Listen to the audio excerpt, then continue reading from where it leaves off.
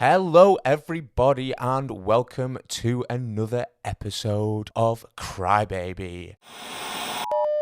You're here with your boy Ray. What up, mother lovers? And let's get straight into it, shall we? What's been happening in the news this week? Hafþór the Mountain Bjornsson has recently deadlifted 501 kilograms, beating the deadlift world record set by Eddie Hall back in 2016 of 500 kg. There has been quite a lot of controversy since this record has been broken, the majority of this being raised by Eddie Hall, and quite rightly. The Mountain, Hafþór, he broke this record in his home gym. It wasn't under competition rules. I guess there was some sort of adjudicator there, but as Eddie Hall has recently said, as well as other strongmen such as Brian Shaw, as it wasn't done in competition, should this be allowed? If Usain Bolt did 100 meters in his back garden in a new world record time, it wouldn't be an official record. So why is Hafþór Bjornsson being treated any differently? This has now come to blows. Eddie Hall and Hafþór Bjornsson have now agreed to a boxing match. I believe it's going to take place some point next year, 2021, if we're allowed out of the house by then. But is this just another gimmick, quite like the YouTube boxers? I'ma light you on fire, bro.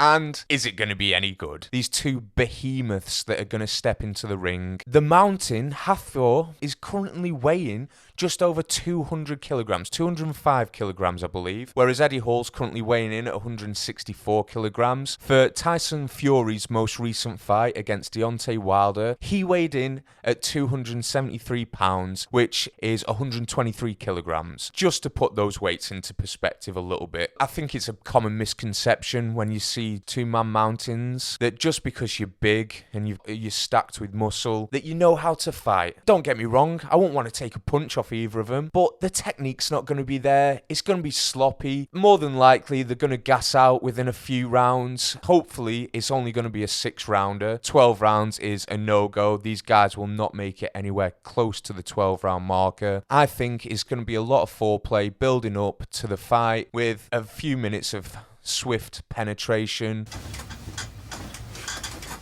followed by a very disappointing climax. Is it good for you? I've had better. They're going to gas out, they're going to be leaning on each other, and that's going to be it. There is actually footage of both men fighting, sparring in the ring. Eddie Hall took part in a charity boxing match back in 2012, and it was a bit of a letdown.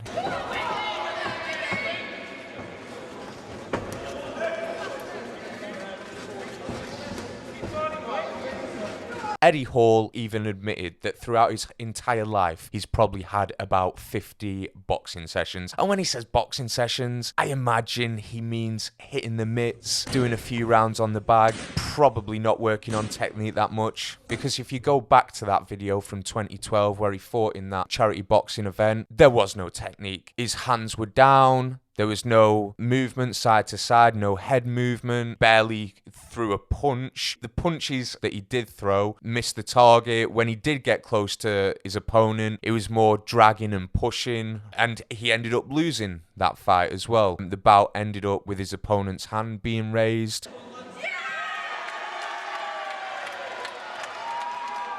There is also footage of Hafbor Bjornsson sparring back from 2014. Again, nowhere near professional standard, but he looked like he was putting pressure on this guy. He was moving forward.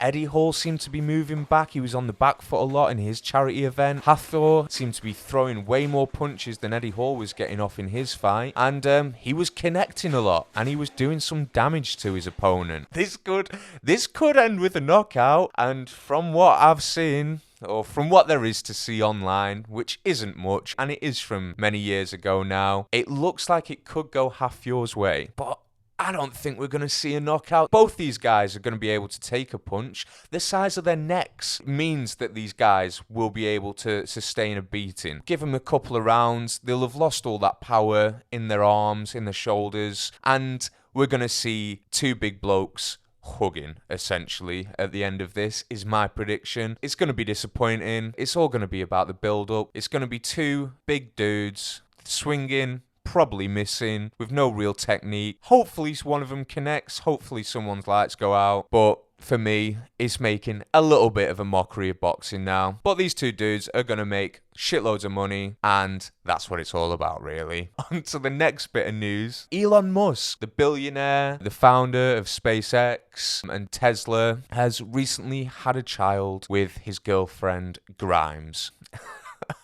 there's been a lot of talk about the baby because of the name that Elon and Grimes have decided to bestow upon this poor child. No one knows how to say it. No one had a fucking clue how you even pronounce the name of this child. The shit that this kid's gonna get is gonna be catastrophic. The name of the child, so it's X-A-E. A-E is conjoined, the letters conjoined, A12. This name's a fucking reg plate. It should be on the back of one of his Teslas. It shouldn't be attached to his child's birth certificate where it says child's name. X is just the letter X. That's how you pronounce it. X is the unknown variable. So it's one of these algebraic terms. I guess. I was shit at maths. I was terrible at science. AE conjoined, which is Elven. Not taking the hobbits to Isengard. Spelling of AI, artificial intelligence. Or you can also pronounce it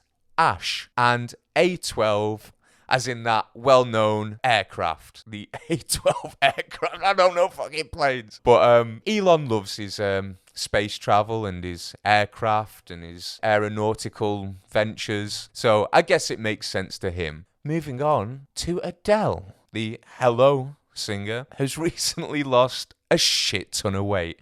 And she's looking good. She's looking very good for it. She's looking healthy. She's looking hot. She looked great before. But she recently released a photo of herself on her 32nd birthday. And everyone's gone apeshit. Because apparently, nowadays, even trying to better yourself and bettering your health by losing weight triggers some people. And it's triggering the fatties. Fatty boom boom, fatty boom boom. That's right, because people commented on Adele's post of her looking in great shape and in great health. It's probably taken her a good couple of years to get down to this weight. And the amount that she will have had to change of her habits, her lifestyle, to be able to do this, I understand it. She's a millionaire, international, globally successful singer. She's got the money to help her in terms of nutrition and dietitians and personal chef, but she still needs to put in the effort. How easy would it be for her to go the other way and say, no, I'm just going to live every day eating lavish meals, drinking expensive champagne and wines, going the opposite way and absolutely ballooning?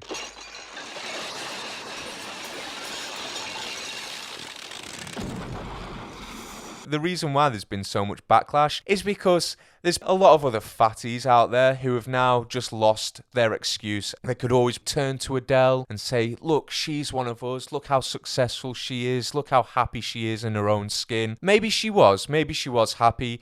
But from what I've seen, the reason why she's done it is more so for her and her son, ensuring that she can live a long and healthy lifestyle, prolonging her life as much as she possibly can to enjoy watching her son grow up and being able just to run around and play with a child. What is bad about that? But apparently we can't say that she looks beautiful now because it offends the other fatties that don't feel quite as beautiful but just can't be bothered putting in the same effort to shed the pounds.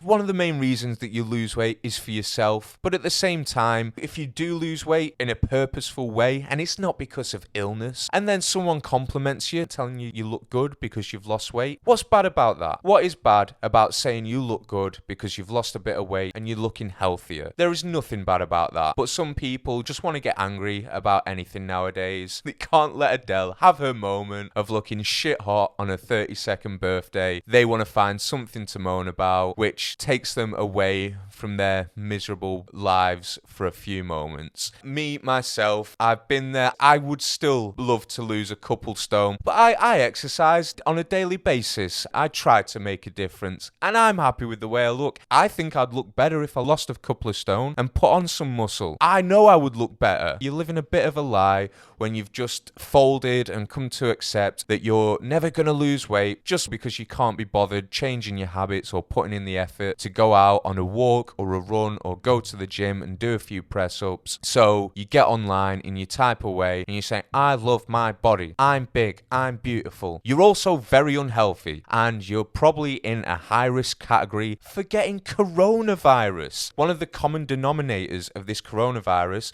for people who are suffering with it so bad after they've contracted it is obesity. And these people who can't let Adele just enjoy a moment need to take a long, hard look in the mirror, probably a wide mirror, and maybe just do something about your own appearance or your own health. And give the girl a break. Not too long ago, she divorced from her husband and reportedly lost $140 million, which, fair enough, it's a bit of a win for us guys. It's not often that you see a bloke who comes out on the winning end of a divorce with all that money, but she's been through some shit, and she's still kept that mindset that she was going to do something positive. Carry on doing what you're doing, Adele. You're looking splendid.